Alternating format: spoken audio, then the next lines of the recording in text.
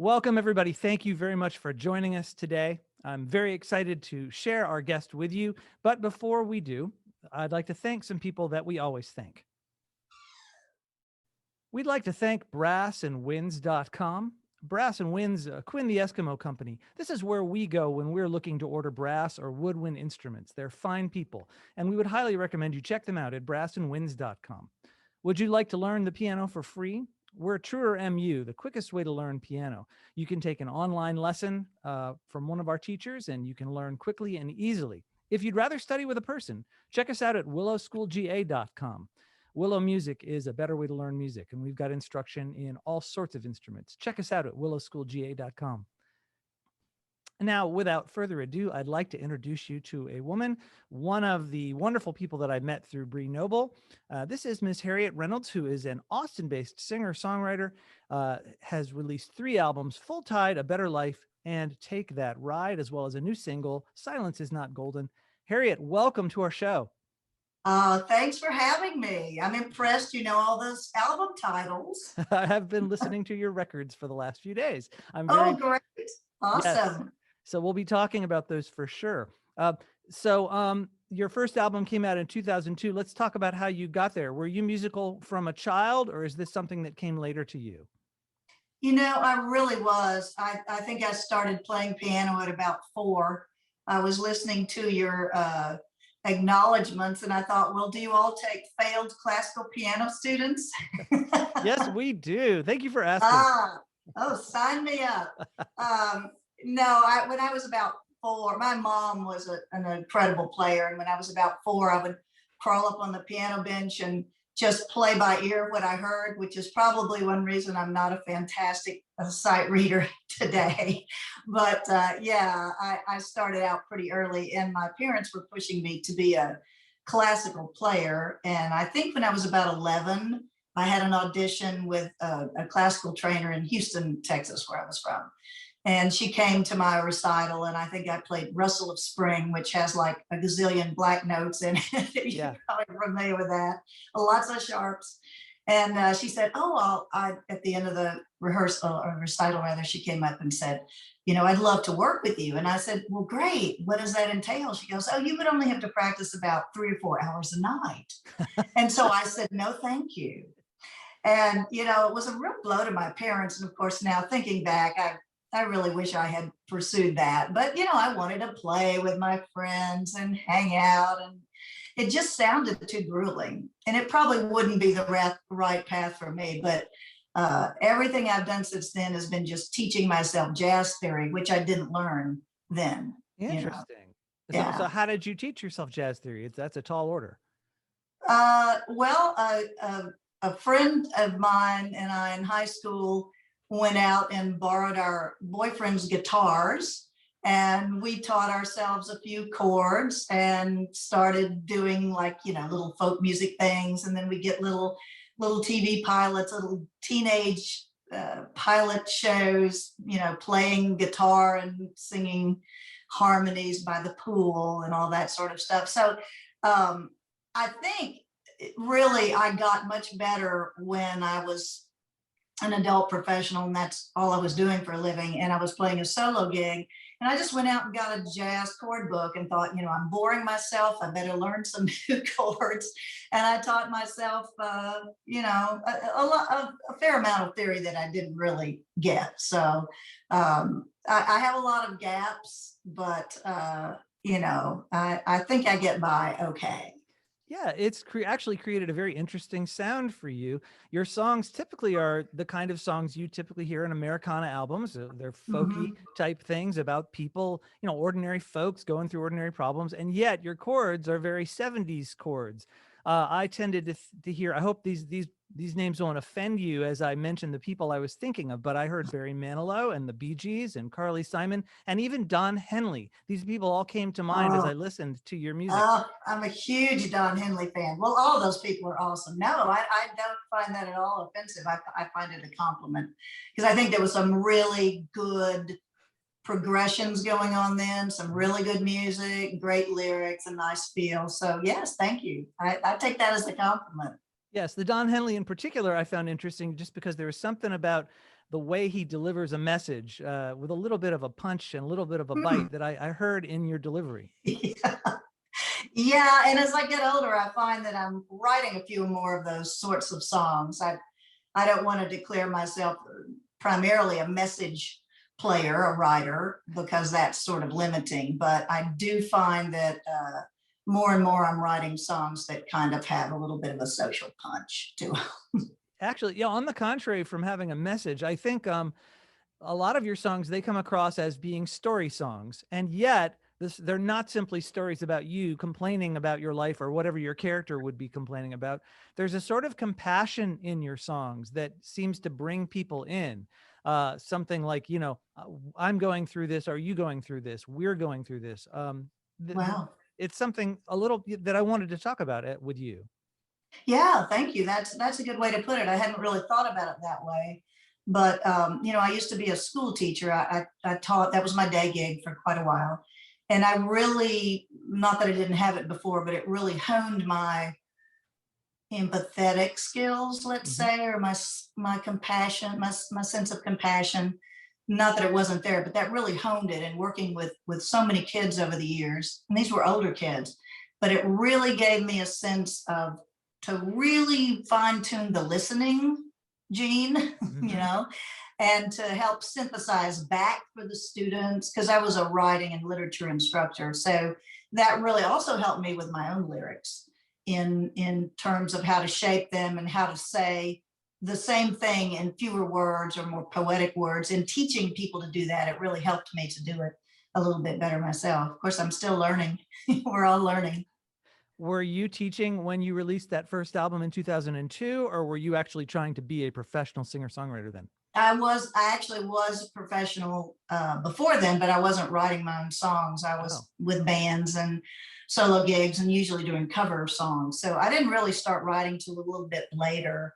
Um, and I was paired up early on with a guy that was just a professional partner, but we worked together for years, and we had some recording contracts to do Christian music. And he was an amazing writer. And so I just never wrote. I thought, well, he's the writer. I'm just the singer. Yeah, I'm just a girl singer. I'm not the writer. So it really was a little bit later when I started kind of going back to my own acoustic roots that I started writing myself. And I think I'm getting a little off track. You want to repeat your question or just help me extend here, well, because no, this is fine. I am curious how you got to Austin from Houston and what you were doing oh, initially. right, right. Well, I remember now what you were asking me, was I doing that album while I was teaching? And the answer is yes. My first two albums I did while I had my day gig. And it was not easy to do. But, I'd teach all day and then I'd go into the studio in the evening. The second and third I did in Nashville. I had a producer there. So I could start them at the end of the school year and then go finish in the summer. So Ah, that's how I did that. But Austin, I went to undergraduate school here at University of Texas, and I always wanted to get back. Houston is a great community. That's where I grew up, but it doesn't have the singer-songwriter thing going on that we have here in Austin. And the sense of we are the live music capital of the world here, although it hasn't been all that great for the last year. In fact, not at all. right. And it's just starting to open up a little bit. But I always wanted to get back to Austin, and when I finished my day gig, I just said I'm going back to my favorite place in Texas anyway. So here I am in Austin. And so you've been in Austin for the last 20, 30 years? No, 5. Oh, I see. I've got confused then. So Yeah. help me. Let's get the timeline. So you went back to Austin Okay. after undergraduate, and then you left again to go teach? Yeah, I moved when I graduated from the university. They were really not any jobs here, and so I moved back to Houston, where my hometown was, and paired up with this guy, and we started our band and played together over the years. But the live gigs, I mean, we were playing 6 nights a week, and then I was doing a church gig, a Sunday morning folk mass, and then a coffee hour. I had no time off. but the live music gigs there sort of started drying up in Houston. And so that's when I started kind of going more inward writing, getting solo gigs, duo gigs, small gigs, and then had the day job. So I came back here, 5 years ago. Mm-hmm.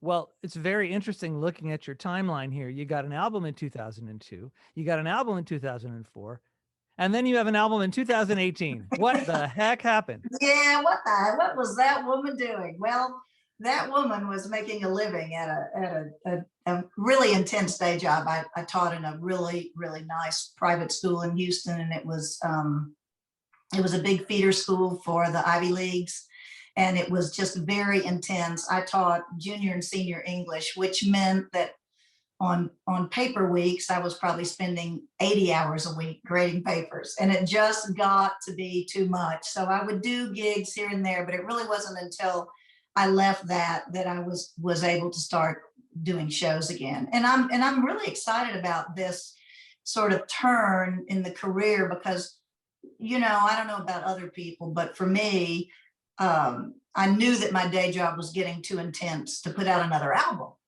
but I didn't really realize how much headspace and time and interior space it was taking up. And then when I left, it was a little like PTSD for about a year or two. And I just then started doing shows again. And, now I'm back in it full time. But yeah, you're right. The timeline is very interesting because it took that long. And then I left the day gig in about 15 or 16 and then started writing to get enough to do this current album. Mm-hmm. And then really since in the last year and a half, partially through Bree Noble's Female Musician Academy writing group, which I think Gail Gallagher now runs. Mm-hmm. I wrote most of the songs in that group in a sort of a songwriting challenge that are going on the current album I'm doing. And then I have enough to do another album after that. Plus, during the pandemic, I've had a lot of time to write. And I'm doing a live show every week online. So I've been doing a lot of writing that goes sort of along with that. So it's been a crazy ride, I have to say, but I'm back in it full time now. That's great. I listened to your 2018 album first, and then out of curiosity went back to the early albums. Now, while I do see an increase in perhaps a little maturity and compassion, really, you may disagree with me, but there's not a whole lot of difference in sound between the early albums and the later. They could be 2.2, 2.4, 2.6. Do you find that's the case? I think that's a great compliment because that was quite a long time ago. I guess so.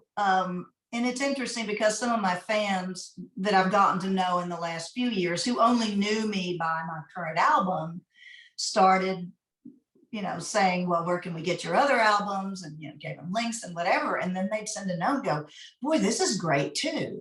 Yeah. So it really made me feel, pretty good. And I will say the first two albums, especially the very first album, was a little bit more produced, a few more tracks than I would have liked, but I was working with a guy who owned a studio for years and he and I knew each other. We played a few live gigs together and I would teach during the day, as I was mentioning, and I'd eat dinner and I'd go about 7 or 8 o'clock. Well, these guys in the studio, they were just getting started. And so I'd leave about 10 and I'd say, hey guys, good night. I've got to go to work in the morning. And I would come in the next night and they had stayed up till 2 or 3 in the morning, just having a ball, putting all these tracks on the album. So I would say, no, I don't think that's going to work. Yeah, that's okay. So that was a kind of an interesting way to do it. And the second one I did in Nashville, the current one, was a little bit more to my taste in terms of not having as many tracks. The first one I did in Nashville had a few more tracks and had a lot of steel on it because we were trying to pitch to country artists. Mm-hmm. And, that's not really my forte. So I think the current album I'm working on is probably going to be the closest to the sound that I really want to represent. But I'm not unhappy about any of the old tracks myself. So thank you for saying that. That makes me feel good. You're welcome. And one of the things that's consistent about you is the musicians you've been working with are top notch. All the people playing on your albums are amazing. They really are. And the current one, my producer there, that was the second time to work with her. And, she gets a lot of, there's so many A-list studio players there, but she said, I picked players this time that I think would be particularly into your work and you would be into theirs. And I didn't have as many musicians on that, but I had Dow Tomlin is the bass player, and he plays with Winona Judd and her group Big Noise. And he would play the stand-up bass or the electric. I'd just say, let's go with a little acoustic sound here. And he was amazing. And I had Faith Hill and Tim McGraw's drummer, Sean Feisless. He was so sweet and so easy to work with. And then I had a piano player who'd just come off the road with Lori Morgan, and he never got to do a lot of jazz or anthem kind of stuff or more pop. So he was loving working with me. And I actually played on that one. I played guitar, of course, did the vocals. And I did that on my first album, but not the second one. And the current album I'm doing is very different. I'm doing the vocal and guitar tracks at home and then sending them to my new producer here in Austin. She's putting all the other tracks on, and then all of them herself, which is great. And she's an amazing player. So it's been a lot of fun to do. It was nerve-wracking at first because I'd never really recorded at home, and I mean, just fun stuff, but not something that would be on an album. So it's been a real trip. The track that caught my attention on the most recent album, Take That Ride, was Catch Me If You Can. That one stopped me in my tracks. And you collaborated with Michael Lusk on that album. You want to tell folks who that is? Yeah, Michael Lusk has worked with Loretta Lynn for I don't know how many years and has played bass and backup singer. And I'd not met him before then. And he came in, producer brought him in. He had just an amazing sense of matching my vocals. And it might have taken just a couple of little extra tweaks here and there. And on that particular song, now I do it live solo now, but I can't make that octave that kind of goes up in the chorus. So that's what I told her. Let's get a guy in here that has a little bit of a tenorish sound who can really make that note soar. And then I'll come in and sing harmony with him. So that's what we did on that one. Well, you have sent me a video to that song, and why don't we watch it now? That'd be awesome. Okay.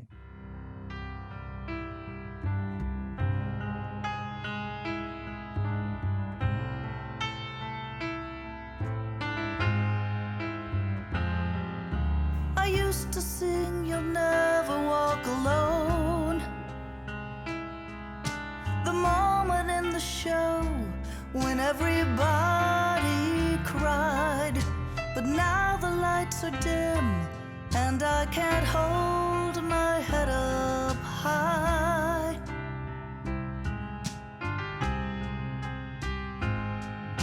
Now the song's a distant memory.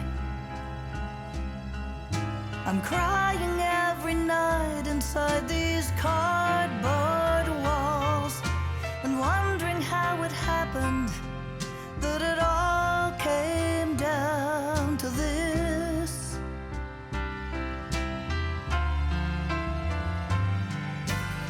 If they turn away when they see me on the street, I understand.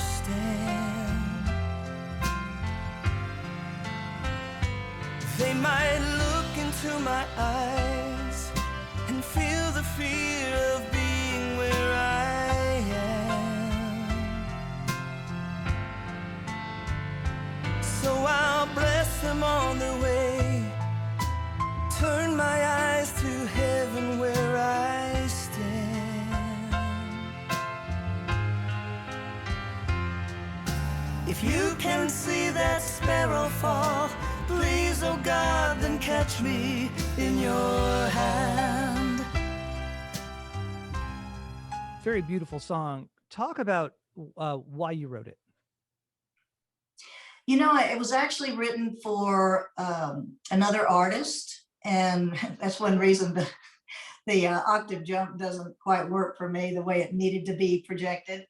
But she's a former opera singer who's just on about 20 or 30 albums and worked all over the world. And now she's transitioned into cabaret, and she's in Chicago.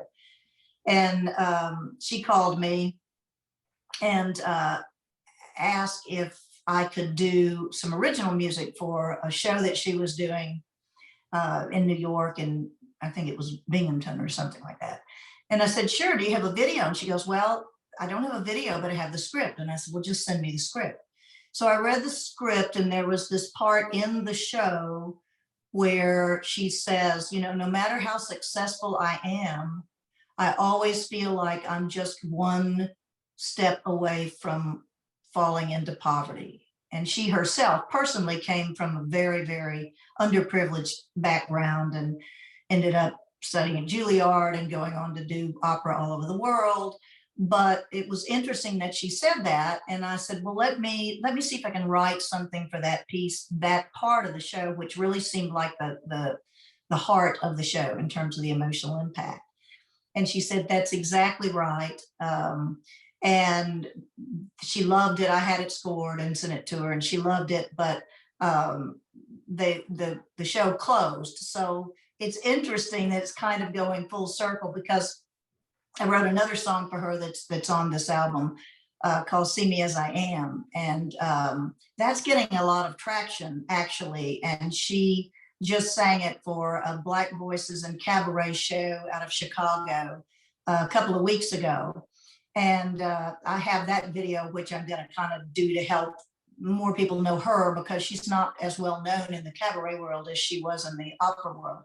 But I wrote both of those songs for her, and that goes in a show. See Me As I Am goes in a show that she has, a cabaret show called Bridge Over Muddied Waters, which has gotten a lot of acclaim, but she hasn't been able to do it the last year because none of the venues are open, you know, where she's performed the show. So it's interesting for me to take two songs that I wrote for another artist and put them on my own album. And I really didn't intend to do that. But when I went to Nashville for the pre-production, I played them all. And my producer was like, you've just got to put those on there. You just got to put those on there. I'm like, well, okay. So that's how they ended up on there. But since then, and especially since this new video has just come out, even though the album's 2 or 3 years old, I'm really excited about using it, hopefully using it and sharing it in a way that really does something to help really the terrible homeless crisis we have in the country. So I'm hoping that that it kind of comes full circle. I wrote it for a character in a show, and it turns out that I might be able to help real people. So I'm pretty excited about that. This isn't your only foray into that sort of thing. You are the executive co-producer of an award-winning film about Shelley Wright's coming out story called Wish Me Away. How did you get involved in that project, and why was it interesting to you? You know, I got involved. I met the directors down in Houston. A friend of mine was going to sign on as one of the producers, and you know, she invited me and some people over to meet the directors, and I'd never met Shelley, but, you know, I read a little bit about her story, and I saw a lot of the raw footage of the film, and I was just totally captivated. And the editor of the film, and I don't remember her name because I've never met her, but she was a musician.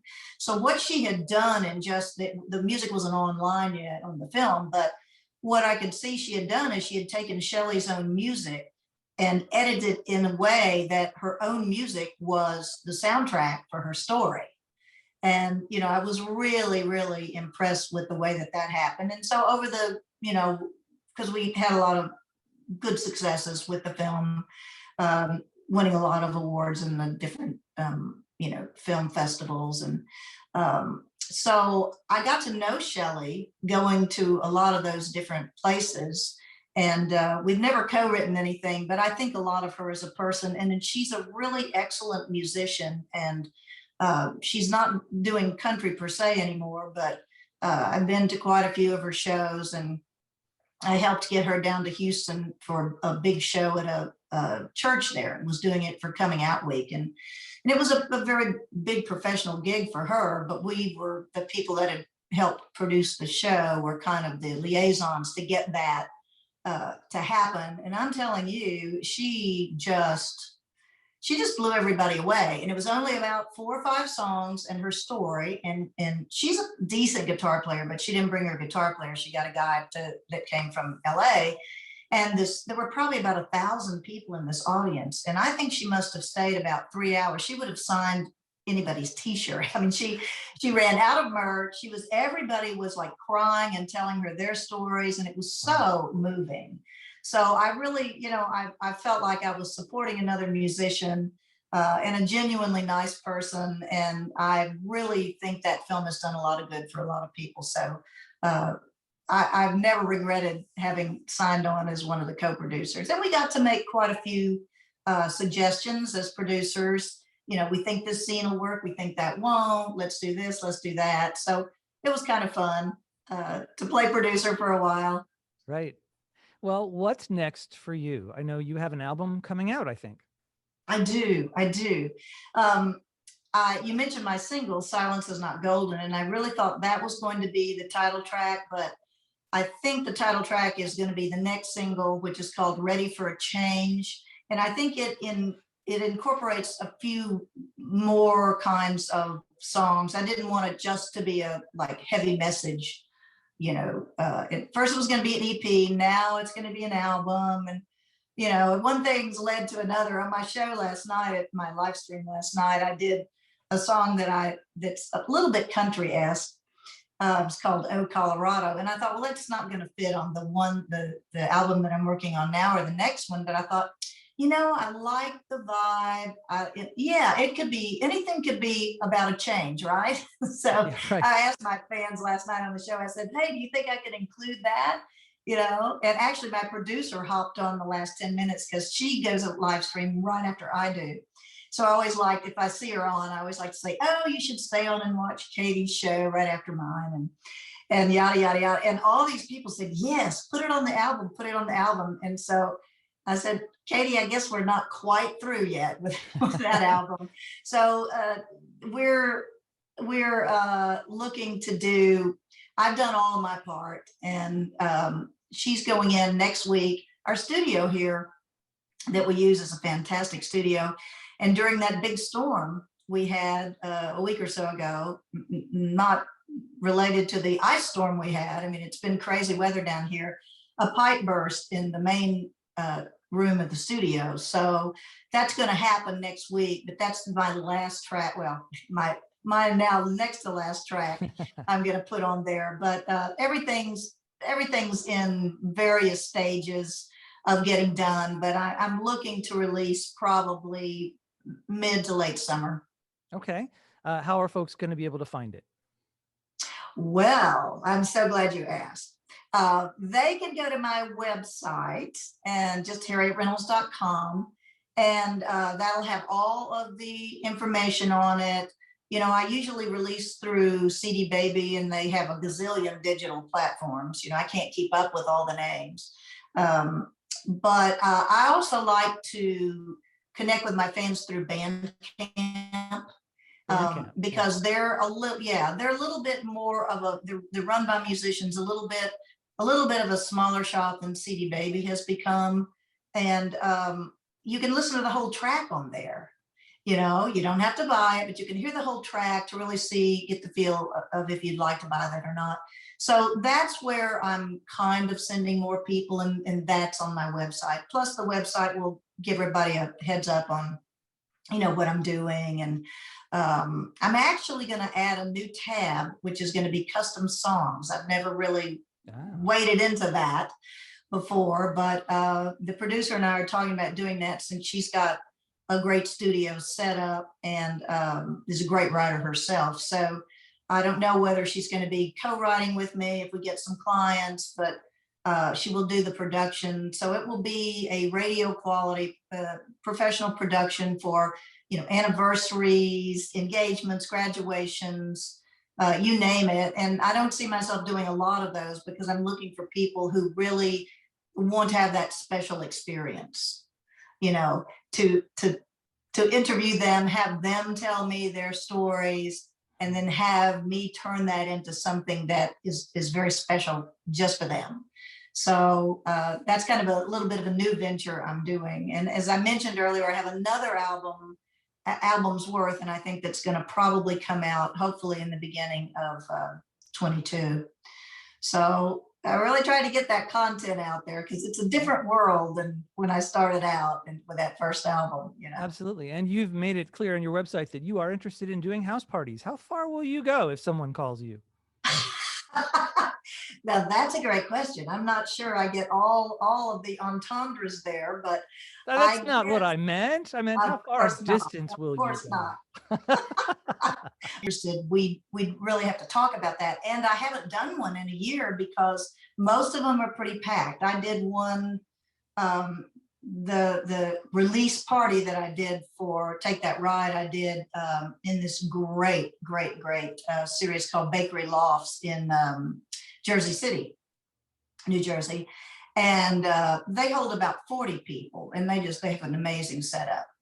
And then I did one in Houston. There were probably about 80 people in the living room. That was a big house party. Yeah, that's big. Yeah. So, you know, how far I will go, if you want sort of minimums, I need to have about 20 or 30 people there. And I have noticed that some of my colleagues here that do house shows are starting to offer them to people only outside. Mm-hmm. So, you know, I haven't really heard.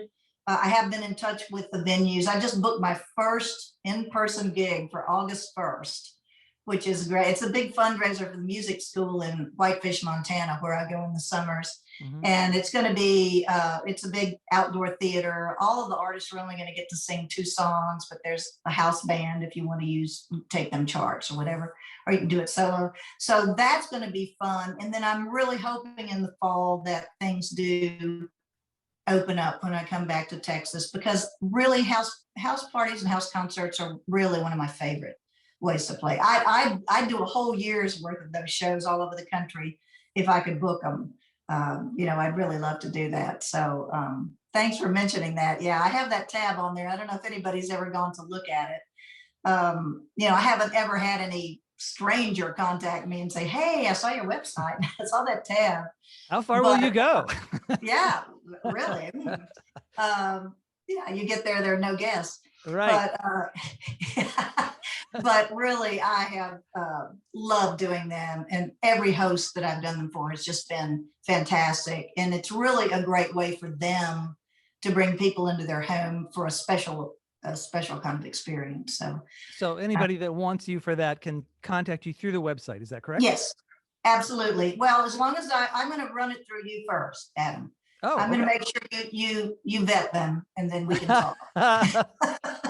And you're not getting any gigs, and I'm all over the country. What happened? Yeah, what happened? No, that would be great. And thanks for mentioning that, because that's one aspect of live performance that I really get. It's not quite as great live streaming, but it feels similar in the sense that you can see comments, you know, that people are making. And at the end of the show or the next morning, I go through and answer all the comments. And there's some interaction. Some people have MCs. I'm just doing it by myself. So I can't always catch every comment while I'm playing and looking at my guitar and checking the lyrics out over here, you know, that sort of thing. Well, Harriet Reynolds, it's been a pleasure talking to you. Thank you so much for coming on our show today. Adam, I love your show, and I'm going to become a new fan of other people on your show. And I love that you are, you know, your background little research is fabulous, and I really appreciate your taking the time to listen to my stuff. Well, you're very kind. Thank you very much. I hope you'll check out some of the interviews we've already done. There's a lot of good stuff there. We appreciate it. Yeah, and can I just follow you on YouTube, on your channel there? Yes, and thank you for asking. And I'll tell everyone that's watching, all you do is subscribe. I post something every week. Usually it's an interview, but we also have other features. Jazz hacks, if you want to learn something about jazz really quickly. There's little jazz backdoors that I teach too. That might be of interest to you as a jazz theory student. It would be of great interest, and I may have to sign up for the 101 failed classical pianist. We could take care of you there too. Thank you. Okay. Thank you so much. My pleasure. And thank you all for watching today. We always love to have you watch and follow with us. Please subscribe to our YouTube channel. Please follow us on Twitter and Facebook. And if you have any questions, you can reach me through the Willow School at willowschoolga.com. Thanks, everyone. We will see you next time.